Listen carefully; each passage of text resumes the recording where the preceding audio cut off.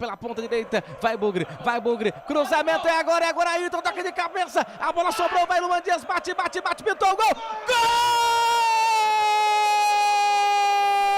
João Vitor,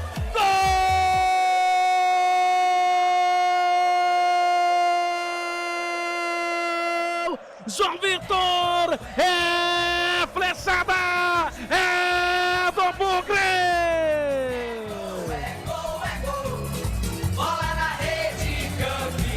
Minha Nossa Senhora do Brinco de Ouro da Princesa, 41 minutos passados deste primeiro tempo, jogada bem trabalhada pelo lado direito, o cruzamento, tenta ali o Ayrton, a bola volta pro Luan Dias, não conseguiu, a bola sobrou para ele, João,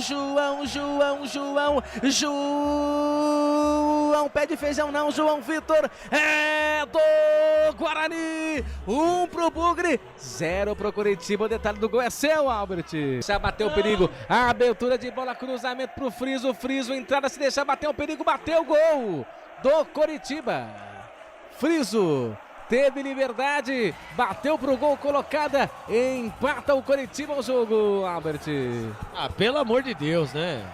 Nossa, que passividade, né? Fez o que quis, olha lá, como Alan Al, né? Dando aquela famosa jantada, jogada pelo lado direito. O cruzamento da grande área, a zaga tirou mal e ali a bola sobrou pro Matheus Friso, camisa número 10. Ele fingiu que ia bater, a zaga acabou sendo enganada e ele com o pé direito, hein? Com a direitola, acabou colocando. Então, ó, o cruzamento, Ó, tem aqui pro Guarani na ponta, faz o corte, foi pra cima, ergueu a cabeça, cruzamento e agora o toque! Gol!